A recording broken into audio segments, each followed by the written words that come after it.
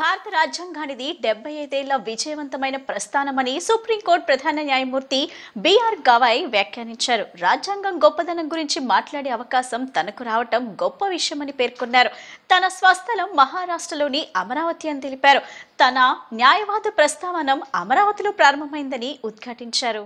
భారత రాజ్యాంగం అమల్లోకి వచ్చి 75 ఏళ్లు పూర్తయిన సందర్భంగా ఏపీ హైకోర్టు న్యాయవాదుల సంఘం ఆధ్వర్యంలో సీకే కన్వెన్షన్లో కార్యక్రమం నిర్వహించారు. ముఖ్య అతిథిగా సుప్రీంకోర్టు ప్రధాన న్యాయమూర్తి జస్టిస్ బిఆర్ గవాయ్, ఏపీ ముఖ్యమంత్రి నారా చంద్రబాబు నాయుడు పాల్గొన్నారు. హైకోర్టు ప్రధాన న్యాయమూర్తి జస్టిస్ ధీరజ్ సింగ్ ఠాకూర్, హైకోర్టు న్యాయమూర్తులు అడ్వకేట్ జనరల్ దమ్మలపాటి శ్రీనివాస్, పలువురు న్యాయవాదులు హాజరయ్యారు. India and the living Indian institution at 75 years అనే అంశంపై సుప్రీంకోర్టు సీజే జస్టిస్ గవాయ్ మాట్లాడుతూ, సుప్రీంకోర్టు ప్రధాన న్యాయమూర్తిగా అయ్యాక తొలిసారిగా ఏపీ రాజధాని అమరావతికి వచ్చానని చెప్పుకొచ్చారు. అమరావతికి రావటం తనకు చాలా సంతోషంగా ఉందన్నారు. అమరావతికి గొప్ప చారిత్రాత్మక గుర్తింపు ఉందని నొక్కి చెప్పారు. మహారాష్ట్రలోని అమరావతి ఇంద్రపురిగా పిలుస్తారని, ఏపీలోని ఇక్కడి అమరావతి సైతం ఇంద్రుడు తిరిగిన నేలగా ప్రసిద్ధి చెందిందని అభివర్ణించారు. భారత పౌరుల ప్రాథమిక హక్కులకు భంగం కలగకుండా రాజ్యాంగం రక్షణ కల్పించిందని ఉద్ఘాటించారు. ప్రాథమిక హక్కులకు భంగం కలిగితే రాజ్యాంగం రక్షణ కల్పిస్తుందని వివరించారు. పౌరుల ప్రాథమిక హక్కులు కాపాడేలా కోర్టులు రక్షణ కల్పించాలని సూచించారు. రాజ్యాంగాన్ని రాజ్యాంగ సభకు అప్పగిస్తూ అంబేద్కర్ చేసిన ప్రసంగం ప్రతి ఒక్కరూ గుర్తుంచుకోవాలని కోరారు. సామాజిక, ఆర్థిక సమానత్వం సాధనే లక్ష్యంగా రాజ్యాంగంలో ఆదేశిక సూత్రాలను పొందుపరిచారని వివరించారు. పౌరులందరూ సమానంగా ఎదిగేలా అవకాశాలను రాజ్యాంగం కల్పించిందని చెప్పారు. మహిళా సాధికారత సాధనే లక్ష్యంగా మహిళలకు సమాన అవకాశాలు రాజ్యాంగంలో కల్పించారని పేర్కొన్నారు. రాజ్యాంగం గత 75 ఏళ్లలో అనేక రంగాల్లో రిజర్వేషన్లు వర్తింపచేసిందని, మహిళలకు 33% రిజర్వేషన్లు కల్పిస్తూ పార్లమెంట్లోనూ చట్టం చేశారన్నారు. సామాజిక, ఆర్థిక అసమానతలను తొలగించేందుకు విద్య ఎంతో ముఖ్యమని అంబేద్కర్ చెప్పారన్నారు. ఎస్సీ వర్గీకరణకు అనుగుణంగా సుప్రీంకోర్టు తీర్పునిచ్చిందని, ఎస్సీ, ఎస్టీ రిజర్వేషన్లో క్రిమిలేయర్ ఉండాలనేది తన అభిప్రాయమన్నారు. పని ప్రదేశాల్లో మహిళలపై వివక్ష ఉండకూడదని సుప్రీంకోర్టు తీర్పు ఇచ్చిందని, మహిళలకు సమానత్వం ఉండాలనేది సుప్రీంకోర్టు విధానమన్నారు. న్యాయ రంగంలో మహిళలు చాలా బాగా రాణిస్తున్నారని జస్టిస్ బిఆర్ గవాయ్ వ్యాఖ్యానించారు. Narendra Modi ji has claimed very proudly, I was a chai wala. Chai wala has become Prime Minister of India, and also not only Prime Minister of India, great Prime Minister of India ever we have seen. He will create a record. That is the beauty of this constitution, to uplift people. We have seen so far originally 17 crore voters, now around 97 crore voters in 24. So many elections, so many democracies we are seeing. One of the best democracy in the world, India, no doubt about it. Judiciary, compared to other fields, more stability. And also whenever there is something going wrong, you are correcting and putting democracy in right spirit. That is how things are happening. Now media has come. I have seen media. Once only All India Radio. That is only the news breaking agency. Afterwards I have seen newspapers. Only one paper. At one time Hindu paper used to come.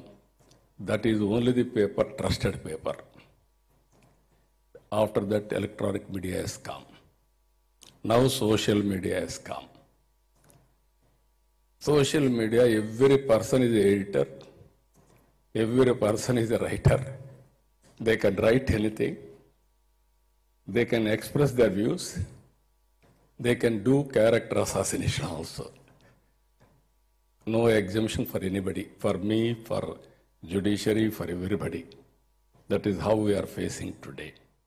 It's a matter of great coincidence that after I took oath as the 52nd Chief Justice of India, the first function that I attended was at my native place, Amravati, and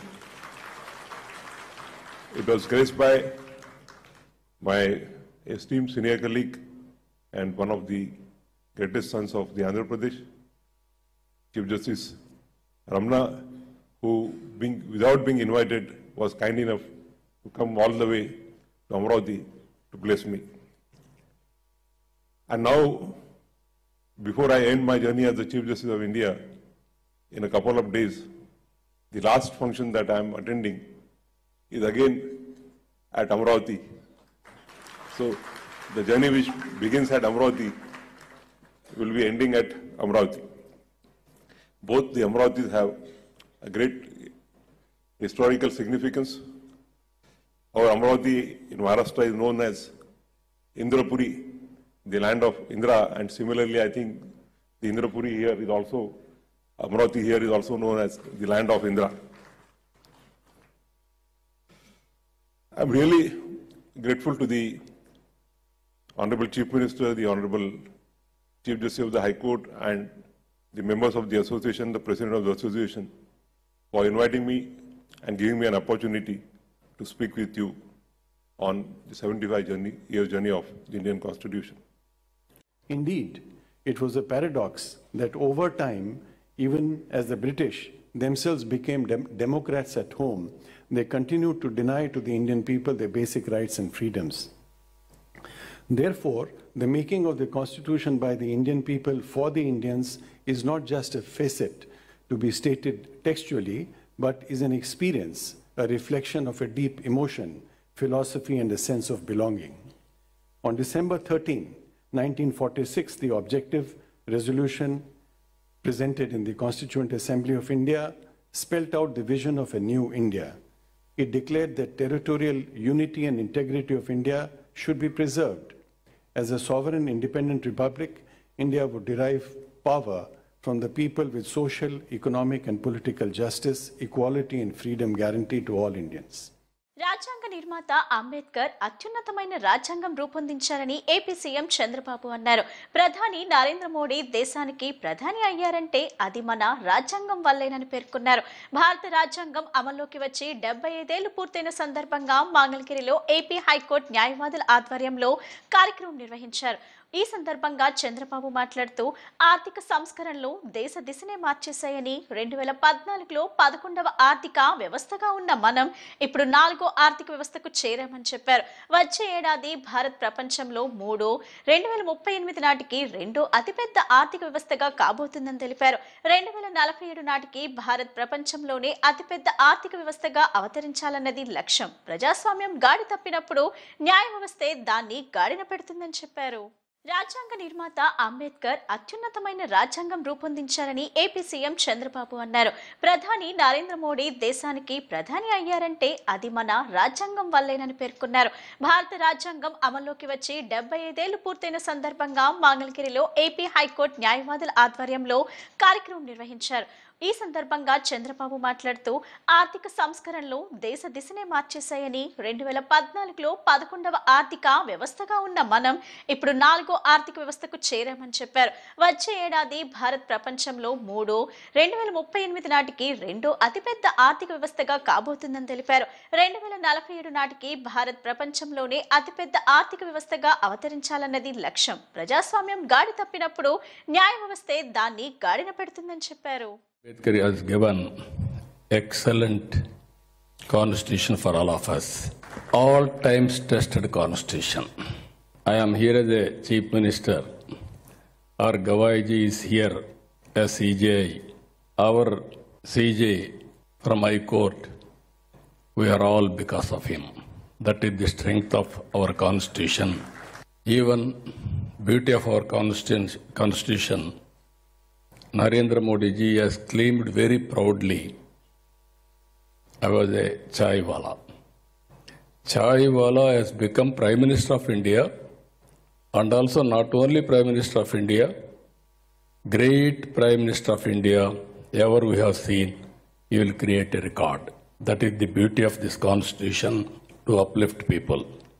So many elections, so many democracies we are seeing.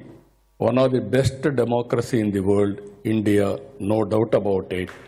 Today we are 4th largest economy. By 1 year we are going to become 3rd largest economy. By 2038 we are going to become 2nd largest economy. 2047, 100 years of independence. Now we are celebrating 75 years of constitutional adoption. I am confident India will be number one country in the world.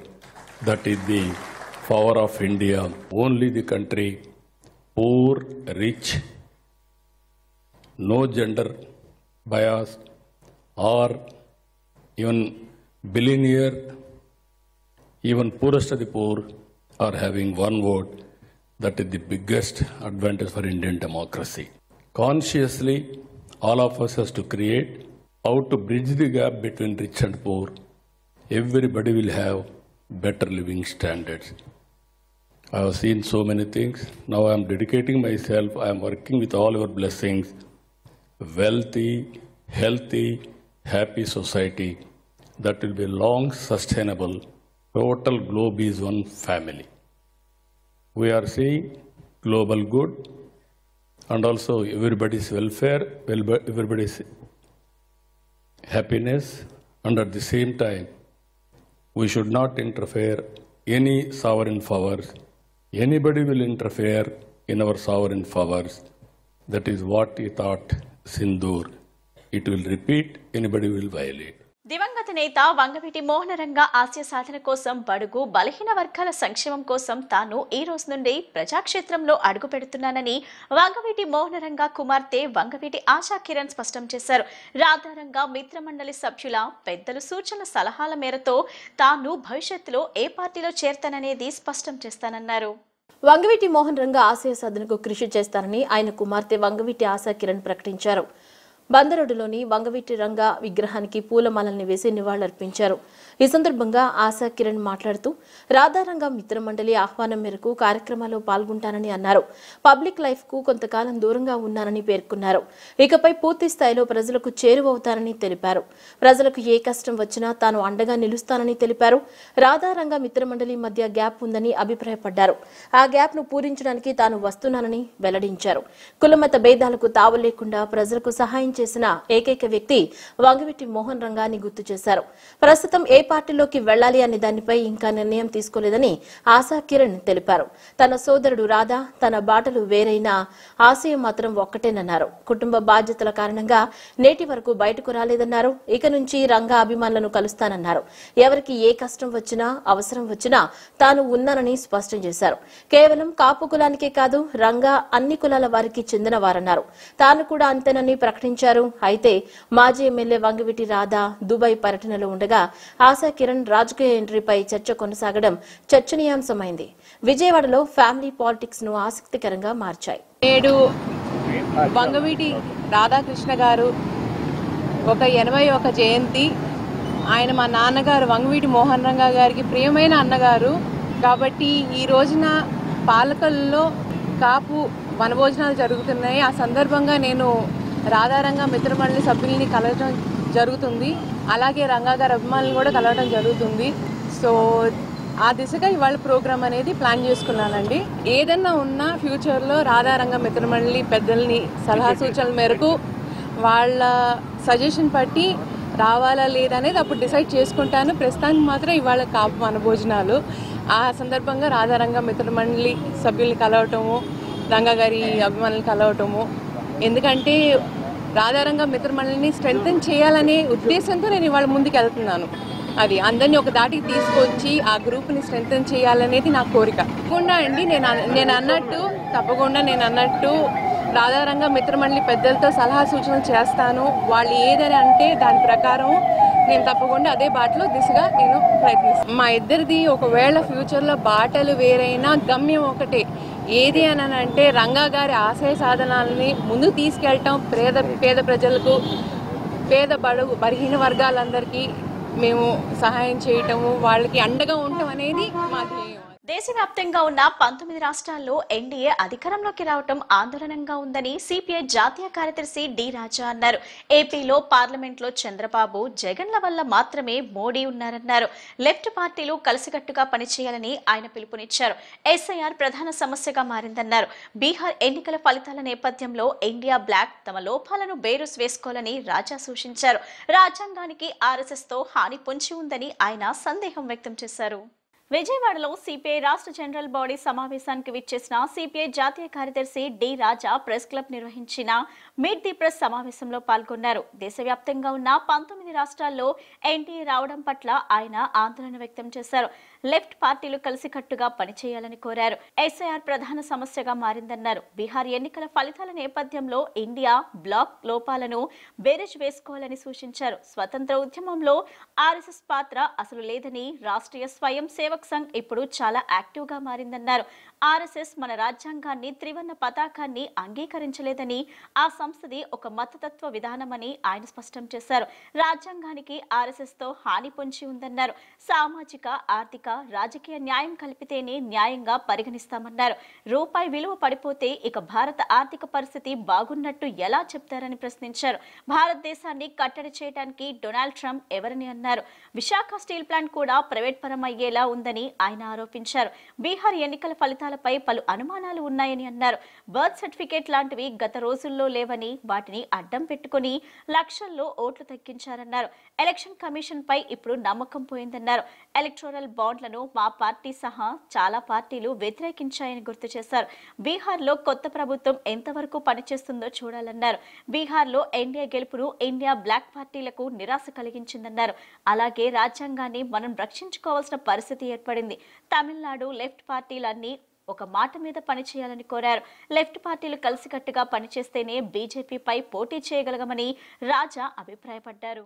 BJP came to power, capturing the union government. The RSS has become very aggressive. In fact, RSS was formed in the year 1925. Our party was also formed in the year 1925. That way, our party CPI stood in the forefront of the freedom struggle. In fact, I can be proud to say our party was the first to give the call for complete independence, Purna Swaraj. It was our party which gave that call. Our party stood in the front line in fighting colonial rule, British colonial rule, French colonial rule, Portuguese colonial rule. Whereas RSS never had any role in the freedom movement. You can ask any historian. It is not that a communist telling you. You ask any historian. RSS had no role in our freedom movement. But it is irony of history that Mr. Modi hailed RSS and released postal stamp and other things. It is irony of the history. నగరాల అభివృద్ధి, సంక్షేమంతో పాటు వారి అభ్యున్నతికి కృషి చేస్తానని MP Kesineni Sivanath అన్నారు. వన సమారాధనలు ఐక్యతకు చిహ్నాలని ఆయన అభిప్రాయపడ్డారు. కార్తీక మాసంలో చేసే పూజ కార్యక్రమాల వల్ల ఎంతో పుణ్యఫలం లభిస్తుందన్నారు. ప్రజలందరూ ఒక చోట కలిసి భోజనం చేయటం ఐక్యతకు చిహ్నమని శివనాథ్ వ్యాఖ్యానించారు.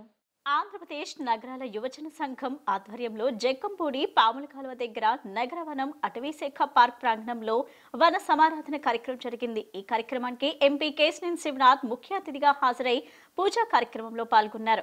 ఆంధ్రప్రదేశ్ నగరాల యువజన సంఘం నాయకులు ఎంపీ కేశినేని శివనాథ్ కు ఘన స్వాగతం పలికారు. అలాగే ఎంపీ కేశినేని శివనాథ్ ను సంఘం నాయకులు ఘనంగా సన్మానించారు. ఈ సందర్భంగా ప్రదర్శించిన చిన్నారుల నృత్య ప్రదర్శనను ఎంపీ కేశినేని శివనాథ్ అభినందించారు. ఈ సందర్భంగా ఎంపీ కేశినేని శివనాథ్ మాట్లాడుతూ నగరాల వన సమారాధనలో పాల్గొనడం ఎంతో ఆనందంగా ఉందన్నారు. నగరాల అభివృద్ధి, సంక్షేమంతో పాటు వారి అభ్యున్నతికి కృషి చేస్తానన్నారు. ఈ కార్యక్రమంలో ఆంధ్రప్రదేశ్ నగరాల యువజన సంఘం రాష్ట్ర అధ్యక్షుడు బాయిన బెనర్జీ, ప్రధాన కార్యదర్శి వి శ్రవణ్ కుమార్, ఎన్టీఆర్ జిల్లా ఆంధ్రప్రదేశ్ నగరాల యువజన సంఘం అధ్యక్షుడు గూడెల మణికంఠ, సంఘం నాయకులు రాయన్ అరుణ్ కుమార్, విజయవాడ కనకదుర్గమ్మ ఆలయం బోర్డు మెంబర్ సుఖాసి సరిత, ఏపీ నగరాల సంక్షేమ అభివృద్ధి కార్పొరేషన్ డైరెక్టర్లు సుఖాసి, కిరణ్, బేవర్ సాయి, సుధాకర్, పశ్చిమ నియోజకవర్గ తెలుగు యువత అధ్యక్షుడు ఆర్ మాధవ్, చిట్టినగర్ దేవస్థానం సభ్యులు, ఆంధ్రప్రదేశ్ నగరాల యువజన సంఘం సభ్యులతో పాటు తదితరులు పాల్గొన్నారు. విజయవాడ అభివృద్ధిలో వాళ్ళ ముఖ్య భూమిక పోషించిన కులస్తులు, నగరాలు. నిజం చూస్తే విజయవాడ పశ్చిమ నియోజకవర్గంలో ఇవాళ విజయ డైరీ కానీ ఇటువంటి ఎన్నో కార్యక్రమాలకి స్థలాలు ఉచితంగా ఇచ్చినటువంటి కులం నగరస్తుల కులం. కాబట్టి వారికి ఎటువంటి అభివృద్ధి కానీ ఎటువంటి కార్యక్రమాలు చేసినా నేను వారితో పాటు ఉండి వారి యొక్క అభ్యున్నతికి కృషి చేస్తానని తెలియజేసుకుంటూ ఇవాళ మొట్టమొదటిగా ఈ కార్తీక వన సమారాధన నగరాల దగ్గరికి వచ్చి ప్రారంభిస్తున్నందుకు తప్పకుండా వారికి నాకు ఈ అవకాశం ఇచ్చినందుకు ధన్యవాదాలు. Thank you. మన నగర సోదరులందరూ, మన కుటుంబ సభ్యులందరికీ కార్తీక వన సమారాధన శుభాకాంక్షలు. మన నగరాల కుటుంబ సభ్యులందరూ తమ్ముళ్ళు చక్కగా అందరిని పెద్దవాళ్ళందరినీ కలుపుకొని రాత్రింబోలు కష్టపడి సామాన్య విషయం కాదు ఈ ప్రోగ్రాం చేయడం అనేది.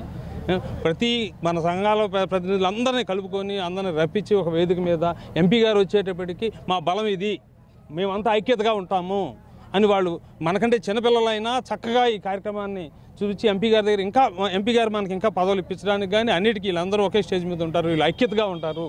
ఈ కులము పశ్చిమ నియోజకవర్గంలో ఐక్యతగా ఉంటుంది, ఏ చేయాలన్నా వీళ్ళే చేస్తారు. ఆయన నోటితో ఆయనే చెప్పారు. అలాగే నగరాల సంఘం ప్రెసిడెంట్ నేను.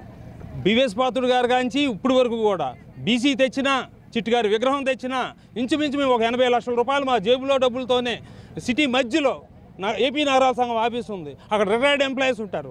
ఎవరికి ఏ సమస్య వచ్చినా వాళ్ళు వచ్చి అన్నీ ఇది చేస్తూ ఉంటారు. నేను అందరినీ దయించి కోరుకునేది ఏంటంటే మన నగరాలందరూ ఐక్యతగా ఉండాలి. ఎలాగా ఎన్వీ రావు గారు, సూర్యారావు గారు వీళ్ళ భుజం మీద ఇది చేసుకొని మన అందరినీ ఐక్యతగా పెద్దలు చేరుస్తారని.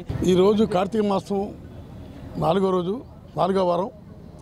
మరి అందరికీ నగరాల కులస్తులందరూ కూడా ఈ రాష్ట్రంలోని జిల్లాలోనూ మరి భారతదేశంలో కాకుండా ఇతర దేశంలో నగరాలందరూ కూడా మా దేవస్థానం కమిటీ తరఫున ధన్యవాదాలు.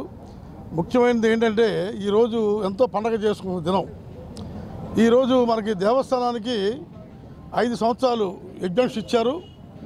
ఈ రాష్ట్ర ముఖ్యమంత్రి చంద్రబాబు నాయుడు గారు, ఆనం రామనారాయణ రెడ్డి గారు, పార్లమెంట్ సభ్యులు కేశవం చిన్ని గారు, అలాగే మన శాసనసభ్యులు సుజనా చౌదరి గారు, వారందరూ కూడా మరి 5 సంవత్సరాల నగరాలే మమ్మల్ని గెలిపించిన వ్యక్తులు. మరి నగరాలు లేకపోతే నిజంగా మీ స్థాయికి వచ్చేవాళ్ళం కాదని చెప్పిన ఇద్దరు మహానుభావులు పార్లమెంట్ సభ్యులు కానీ ఎమ్మెల్యే సభ్యులు కానీ, అలాగే రాష్ట్రానికి ముఖ్యమంత్రి గారు కూడా నగరాలతో మాకున్న సన్నిహిత సంబంధం కానీ మా మామయ్య గారితో ఉన్న సన్నిహిత సంబంధంతో కానీ పాప చేయగానే 5 సంవత్సరాలు మాకు మళ్ళీ తిరిగి మా పరిపాలన మాకు అందించేటట్టుగా చేసిన మహానుభావులు. ఈ నలుగురు కూడా మా కులస్తుల తరపున మరి భారతదేశంలో కాదు ఇతర దేశంలో కులస్తులు అందరి తరపున కూడా మీ నలుగురికి కూడా ధన్యవాదాలండి. ఈ సందర్భంగా మరి కార్తీక మాసం నగరాల యువజన సంఘం, రాష్ట్ర నగరాల సంఘం కలిపి ఎంతో ప్రెస్టేజీగా ఈ సందర్భంగా ఎంతో చక్కగా చేసుకున్న సందర్భం కూడా ఎక్కడున్నా కూడా అందరూ నగరాల కులస్తులు కూడా బాగుండాలని చెప్పి, అలాగే మా దేవస్థానం తరపున మరి పిల్ల సీని గారు అలాగే కమిటీ అందరూ కూడా చక్కగా వర్క్ చేసి పెట్టారు కాబట్టి వారికి కూడా పేరు పేరు ధన్యవాదాలు. సుదినం మీకు అందరికీ కూడా ఈరోజు మనకి ఎంపీ గారు ఇక్కడ మేము ధన్యవాదాలు తెలియజేయడం జరిగింది. మరి కేశవ చిన్ని గారు స్వయంగా వారు మా హనుమంతరావు గారు, పిల్లా శ్రీను గారు వారిని రిక్వెస్ట్ చేయగానే మనకు 5 సంవత్సరాలు ఎగ్జామ్షన్ ఇప్పించినందుకు మా గుడికి కళ్యాణంలోనికి ప్రత్యేకంగా వారికి ధన్యవాదాలు తెలియజేస్తున్నాము. అలాగే ఈ గత 100 ఏళ్ల నుంచి పైబడి ఆ గుడిని నగరాల సామాజిక వర్గాన్ని మెయింటైన్ చేసుకుంటూ వస్తున్నారు. వాళ్ళే అన్ని రకాలుగా డొనేషన్స్ ఇచ్చి ఆ గుడిని అభివృద్ధి చేసుకుంటూ వచ్చారు. కాబట్టి ఆ గుడి శాశ్వతంగా నగరాలకే ఉండేటట్లుగా శాశ్వతమైన ఎగ్జామ్షన్ కూడా భవిష్యత్తులో రావాలని చెప్పేసి ఈ సందర్భంగా కోరుకుంటూ, అలాగే ఈరోజు యువజన సంఘం వాళ్ళు చక్కటి కార్యక్రమం ఏర్పాటు చేశారు ఈ వనభోజన కార్యక్రమానికి. ఈ కార్యక్రమానికి ఎంపీ గారు రావడం, దాంట్లో మేము కూడా పాల్గొనడం, వారికి ప్రత్యేకంగా ధన్యవాదాలు తెలియజేయడం, 5 సంవత్సరాలు మాకు ఎగ్జామ్షన్ ఇచ్చినందుకు అందుకు కృషి చేసినటువంటి కమిటీ వారికి కూడా ప్రత్యేకంగా అభినందనలు తెలియజేస్తున్నాను. నగరాల యువజన సంఘం ఆధ్వర్యంలో రాష్ట్రంలో ఉన్న అన్ని సంఘాలని కలుపుకుంటూ నగరాల పండగని జరుపుకోవడం చాలా సంతోషకర విషయం. అదే మాదిరిగా ఈరోజు మా యొక్క గుడికి ఎగ్జామ్స్ ఇప్పించినటువంటి పార్లమెంటు సభ్యులు, అట్లాగే మా కమ్యూనిటీతో అనుబంధమైన వ్యక్తి కేశవ చిన్ని గారు ఎగ్జామ్స్ ఇప్పించడం చాలా సంతోషకర విషయం అని తెలియజేసుకుంటూ, మాకున్నటువంటి ఆంధ్రప్రదేశ్లో 16 నియోజకవర్గాల్లో మా కమ్యూనిటీ బలంగా ఉంది. మేము డెఫినెట్గా ఎవరికి సపోర్ట్ చేస్తే వాళ్ళే అధికారం రావడానికి అవకాశం ఉంటుందని ఉద్దేశంతో, అదే మాదిరిగా నగరాలు అందరూ ఐక్యంగా ఉండాలని, ఈరోజు గుడికి ఎగ్జామ్స్ అనేటువంటిది రావడం చాలా కష్టం అనుకునే పరిస్థితుల్లో వాళ్ళు ఇప్పించడం వాళ్ళకి మేము ధన్యవాదాలు తెలియజేసుకుంటున్నాం. దీనికి కృషి చేసినటువంటి మరిపుల హనుమంతరావు గారు, అలాగే పిల్లా శ్రీనివాసరావు గారు, ప్రెసిడెంట్ లింగపిల్లి అప్పారావు గారు, అలాగే మిగతా కమిటీ సభ్యులు అందరూ కూడా విశేషమైన కృషి చేసి దేవాదాయ ధర్మాదాయ శాఖ మంత్రి అయినటువంటి ఆనం రామనారాయణ రెడ్డి గారు, ఎన్డీఏ ప్రభుత్వంలో ఉన్నటువంటి పవన్ కళ్యాణ్ గారు కానీ, అలాగే మాధవ్ గారు కానీ, బీజేపీ మాధవ్ గారు కానీ, నారా చంద్రబాబు గారు అందరికీ కూడా కృతజ్ఞతలు తెలియజేసుకుంటూ నగరాలు ఎప్పుడు ఐక్యంగా ఉండాలని, అందరూ హ్యాపీగా ఉండాలని ధన్యవాదాలు నమస్కారం తెలియజేసుకుంటూ చాలా సంతోషం. సమారాధనను ఏర్పాటు చేసిన ఆంధ్రప్రదేశ్ నగరాల యువజన సంఘం అందరినీ, నగరాల కులలో ఉన్న అందరినీ కలిపి ఈ సమావేశం ఇవాళ ఈ కార్యక్రమం ఏర్పాటు చేశారు. ఈ కార్యక్రమంలో ఆంధ్రప్రదేశ్ నగరాల సంఘం అయిన మాకు కూడా ఒక ప్రాధాన్యత ఇచ్చి అందరూ కలిసి మంచి కార్యక్రమం చేద్దామనే ఉద్దేశం చేశారు. వాళ్ళకి మా ప్రోత్సాహం ఇవ్వడం అయింది. అలాగే ఈ సందర్భంగా తెలియజేయండి ఏంటంటే, ఆంధ్రప్రదేశ్ నగరాల సంఘం ఈ నగరాల్లోకి చాలా ఎప్పటి నుంచో సేవ చేసుకుంటూ వస్తుంది. బిఎస్ పాత్రుడు గారు, దిబ్బ సూర్యనారాయణ గారు, అలాగే అడ్డూరి వెంకట్రావు గారు, బాయన వెంకట్రావు గారు, బాయన అప్పారావు గారు, ఇలా చాలామంది ప్రముఖులు తమ జీవితాంతం ఈ ఓబీసీల కోసం వాళ్ళు తమ యొక్క టైంని, ధనాన్ని వెచ్చించి చేశారు. ఆ విధంగా మనకి పర్వతనేని ఉపేంద్ర గారి సహకారంతో ఓబీసీ తెచ్చాము.